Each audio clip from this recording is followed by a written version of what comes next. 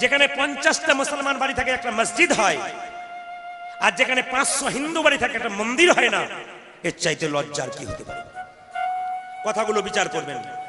শুধু তাই নয়, লক্ষ্য করে দেখবেন আমাদের হিন্দু ছেলেরা মদ খেয়ে মদের বোতলগুলোকে মন্দিরের পেছনেই ফেলে দেয়। এর চাইতে অধঃপতন আর কি আছে? আবার দেখবেন তাস খেলবে তো তাস খেলার জায়গা অন্য কোথাও নেই, মন্দিরের বারান্দাতে। পান খেয়ে পানের পিপটা ওখানেই ফেলে দেয়। লজ্জা আমাদের। শুধু তাই নয়, আরো কথা মনে রাখুন, আমাদের হিন্দু ছেলেরা গাঁজা খায় মন্দিরে অন্ধকারে বসে বসে। যদি আমি বলি হ্যাঁ গাঁজা খাচ্ছিস কেন রে মন্দিরে বসে, জ্ঞান দেবেন না, বাবা ভোলা খেয়েছিল। বলে বাবা তো বিষ খেয়েছিল, তোরা বিষ খাবে না কিন্তু গাঁজা খাবে।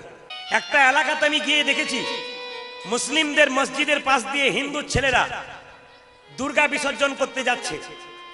তো মুসলিমদের কতগুলো ছেলে আটকে বলল এই দিকে নয় ওইদিকে, এইদিকে নয় ওইদিকে যাও।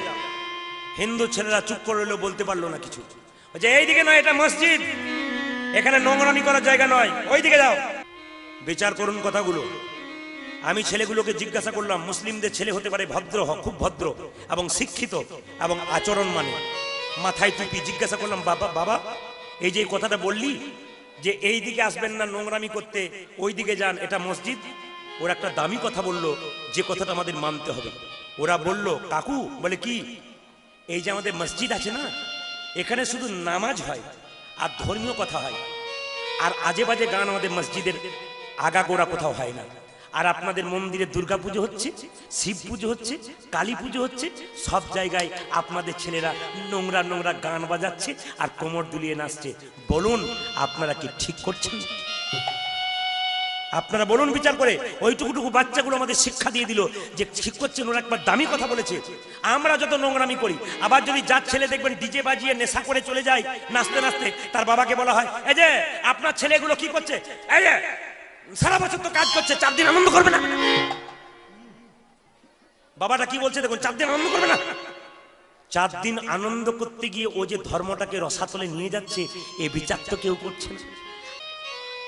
যে পরিস্থিতির মধ্যে আসছে, সাধুগুরু বৈষ্ণবকে আমরা মানি না। মুসলমান সমাজে দেখবেন একজন মুসলমান বিদেশ থেকে এই দেশে আসুক, পরিচয় থাক আর না থাক, একজন মুসলমানকে দেখলে কি বলে, সালাম আলাইকুম। আরেকজনকে কি বলে, ওয়ালাইকুম সালাম। তার মানে কি, ঈশ্বর তোমার মঙ্গল করুন। আরেকজন বলে ঈশ্বর তোমার মঙ্গল করুন। আর একজন হিন্দুকে দেখলে কি বলা উচিত, জয় নিতাই, জয় নিতাই, জয় নিতাই। আমি যদি বীরভূম থেকে এসে আপনার দরজায় গিয়ে বলি দাদা জয় নিতাই, আপনি তখন দরজাটা বন্ধ করে ঢুকে যাবেন আর মনে মনে ভাবেন তোমার নিতাই তোমার কাছে থাক, আমার দরকার নাই। না না, এ হাসি নয়, এ লজ্জা, এ আমাদের লজ্জা। প্রত্যেক শুক্রবার মসজিদে মুসলিমরা দেখবেন মসজিদে নামাজ পড়তে যাচ্ছে, বাচ্চা থেকে বুড়ো সবাই দলে দলে যাচ্ছে। হিন্দুর বহুজন মন্দিরের পাশ দিয়ে পেরিয়ে যাচ্ছে, একবার প্রণাম করছে না, এর চাইতে লজ্জা। মুসলিম মৌলভী সাহেবকে দেখলে, মুসলিম মৌলভী সাহেবকে দেখলে মুসলমানদের ছেলেরা মাথা নিচু করে চলে যায়, আর হিন্দুর বৈষ্ণবকে দেখলে শিখা ধরে টেনে দেয়, ঝুলি ধরে টেনে দেয়। এর চাইতে অধঃপতন হিন্দু জাতির আর কি আছে? আমরা যখন কীর্তন করতে যাই খোল করতাল নিয়ে, তখন আমাদের হিন্দু না না আপনাদের এখানে জন্য বলিনি, আমাদের বীরভূমের কথা বলছি, হিন্দু চ্যাংরা ছেলেরা চিৎকার করে বলে হরি বল। না না, ভালোবেসে বলে না, ওটা ঠাট্টা করে বলে। আমি মনে মনে ভাবি তো 14 গোষ্ঠীর ভাগ্য ভালো, একবার হরি বল বলতে পেরেছি। আমরা গাছে তো আমরা হবে, আম গাছে তো আম হবে। আরে আমরার মতো বাবা যার হবে, টক বাচ্চা তো সে জন্ম, আর আমের মতো বাবা যার হবে তার তো পবিত্র বাচ্চা জন্ম। এ সমাজে যারা বাবা হয়েছেন, যদি ভালো বাবা হতে চান, ভালো বাচ্চা আপনার হবে। বাজে বাবা হলে আপনার বাজে বাচ্চা জন্ম। এই জন্য মায়ের কাছ থেকে বাচ্চা শেখে আচার, আর বাবার কাছ থেকে বাচ্চা শেখে বিচার। বাবা যদি টেলিভিশনে খারাপ খারাপ ছবি দেখে আর ছেলেকে বড় হয়ে জ্ঞান দেয়, ভালো কাজ করতে হয়, ভালো পথে যেতে হয়, বাবাকে আঙ্গুল দেখাবে ছেলে, তুমি আমাকে শিক্ষা দিও না, তুমি তো হরিনাম শোনো না, আবার তুমি কি শিক্ষা দিচ্ছ? সেদিন আপনি ঠকবেন। তার গালে চোটটা মারবার আগে আপনার গালে মারবেন, আপনি শিখিয়ে দিয়েছেন। এই জন্য মায়ের কাছ থেকে বাচ্চা শিখবে আচার। আপনাদের মেদিনীপুরে বিদ্যাসাগরের জন্ম হয়েছিল, তো বিদ্যাসাগরের মা খালের মা নয়, বিলের মা নয়, সাগরের মা হলো কেন? মায়ের মতো মা না হলে সাগরের মতো মা হতে পারে? এ তো আমরা ছোটবেলায় পড়েছি। বিদ্যাসাগর মহাশয় কলকাতা থেকে মাকে একটা চাদর এনে দিয়েছিল, মা এই শালটা তুমি গায়ে নাও, ঠান্ডায় কষ্ট পাচ্ছ। কিন্তু মা কি করেছিল, ওই শালটাকে গায়ে না নিয়ে বাক্সের ভেতরে ঢুকিয়ে দিয়েছিল। 1 মাস পর ফিরে এসে বিদ্যাসাগর বলছে, মা এত কষ্ট করে শালটা তোমার জন্য আনলাম, তুমি গায়ে নিচ্ছ না কেন? সঙ্গে সঙ্গে মা বলেছিল, ওরে খোকা, পাড়া প্রতিবেশীর কত মা ঠান্ডাতে থরথর করে কাঁপছি, আর তোর মা হয়ে কি করে ভালো শালটা নিয়ে ঘুরে বেড়াবো?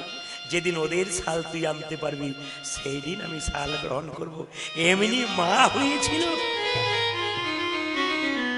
এই জন্য দেখবেন বাঘিনী যখন বাচ্চাকে সাঁতার শেখায় তখন দেখবেন আগে বাঘিনী জলে নেমে যায়, বাচ্চা তারপর মনে করে মা নেমেছে, এবার আমি নামবো।